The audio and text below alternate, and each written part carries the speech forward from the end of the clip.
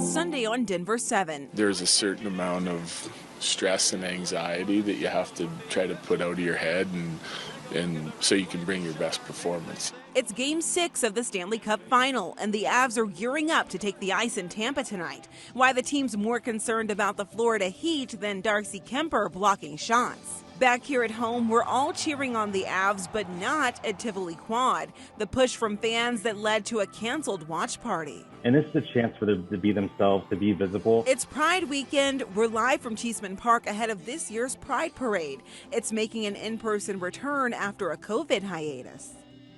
From Pride to rooting on our Avs, there is no slowing down this Sunday. Good morning. I'm Jessica Crawford. Welcome to Denver 7 News. And I'm Katie LaSalle. Thank you so much for joining us here on this Sunday morning. We are waking up to cloudy conditions here across the Denver area. Weather-wise, it's going to stay quite uncool and unsettled here across the metro area and plains. More rain is on the way, and we're already experiencing some wet weather down south. But this morning, it's sunny skies up near Vail, so some clearing over our northern and central high country, but another round of late-day thunderstorms and showers are expected. You see that moisture streaming into southern Colorado near Trinidad, Springfield, and south of Lamar at this hour. We saw a couple of sprinkles over the northeastern plains and so a little bit of rain falling over the I-76 corridor. 58 degrees only right now in Denver. 60s, though, with a little more sunshine moving back into some of our mountain towns. If you're out and about this morning, you may want the extra layer if you're heading to the Pride Parade. Temperatures will only hover in the upper 60s by noon and top out in the low 70s. Highs today well below average for this time of the year, and expect the chance for a storm or two right before puck drops at 6 p.m. here in Denver. The Colorado Avalanche are back in Tampa this morning for Game 6 of the Stanley Cup Final, and so are our Denver 7 crews. Jason Grenauer is live with us right now. And how's Florida feeling? Is there an Avs wind and all that humidity? Well, Jessica, I could tell you the humidity is definitely here, and it's only, 11 o'clock Eastern time, but the people, they're already out on the floating tiki bar boats here along the Tampa River Walk. Haven't seen any Avs fans yet, just people kind of crazily working out in this humidity here in Tampa. But we are here to talk about what's going to go on just up the Riverwalk inside Amalie Arena at about 6 o'clock your time, 8 o'clock our time. That would be Game 6 of the Stanley Cup Final. And once again tonight, we kind of knew this going into the series. It's probably going to come down to goaltending. Head coach Jared Bednar said that Darcy Kemper in Game 5 was okay. He probably shouldn't have let in that last goal. Kemper's stats are actually better than Andrei Vasilevsky's during this Stanley Cup Final, but Vasilevsky has definitely been the difference. So tonight, once again, the Stanley Cup will be in the building, and once again, the Colorado Avalanche are just one win away from hoisting the Stanley Cup, the most prestigious trophy in all of sports. They've won here in Tampa on the road. That was Game 4, the Nazem Kadri overtime winner. They've clinched each and every one of their playoff series in this year's playoffs on the road. At Nashville, at St. Louis, at Edmonton. Can they finish it off at Tampa Bay? Oh, and by the way, they've also come back from a heartbreaking Game 5 loss at home to the Blues to come back in St. Louis and win Game 6. Everything is set up the exact same way. The big question is, can the Avs ultimately do it? We have Nick Rothschild inside Amalie Arena right now. The morning skate is about 30 minutes away. We'll hear from head coach Jared Bednar, and we'll have coverage for you all day long, pre and post game from Tampa here on Denver 7. For now, we'll send it back to you in the much cooler mountain air of the studio. Jessica and Katie.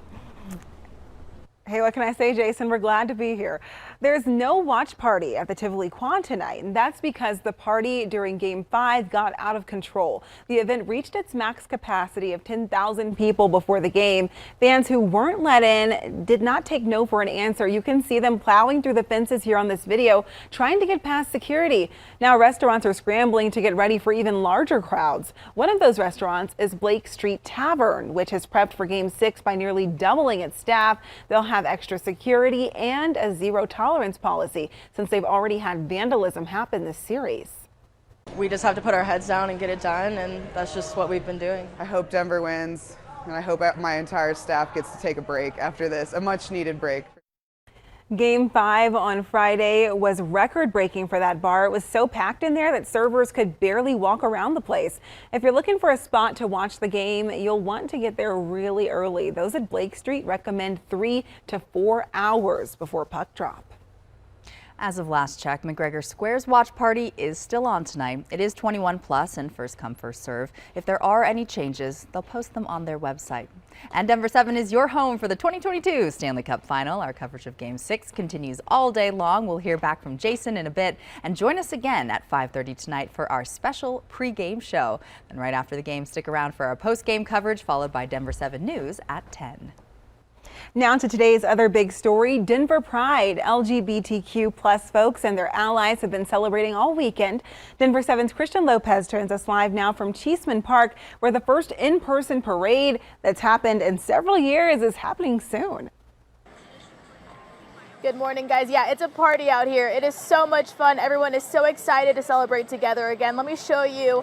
Everyone is so dressed up. They are getting those parade floats ready. That parade kicks off in 30 minutes here at Cheeseman Park.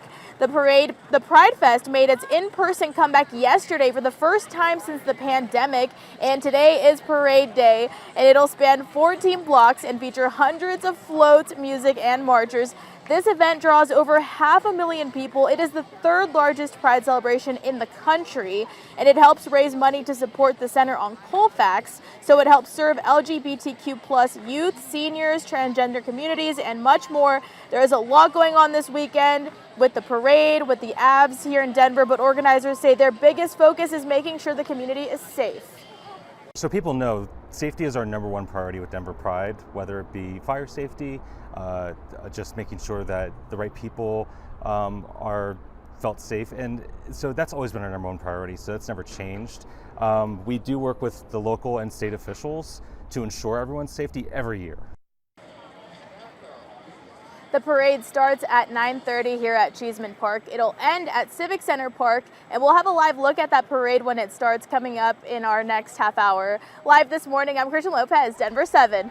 Christian, thank you. And with Denver Pride bringing in more than 500,000 people, this year's event is also focusing on a different aspect of inclusivity. Sober Celebrating. For the first time, the event features a sober park for anyone 18 and older. It features an alcohol-free bar, different booths, and a safe place for those choosing not to drink at the event, whatever the reason. We are a diverse community. We have many people in our community who are sober or love somebody who's sober, and so this is a wonderful opportunity to come and spend time in an alcohol-free environment. As Christian mentioned, that Pride Parade kicking off right here at 9:30, and many of the Denver 7 team will be at the event. Be sure to wave, say hi. Denver 7 is a proud sponsor of this year's Denver Pride, and you can visit denverpride.org to see a full list of all the events happening the rest of the month. The fallout from the Supreme Court's latest decision is hitting in the metro. Longmont police are asking for your help after vandals set fire to a Christian pregnancy center this weekend. Plus, demonstrations continue from Coloradans. How many people showed up to voice their perspective on the issue?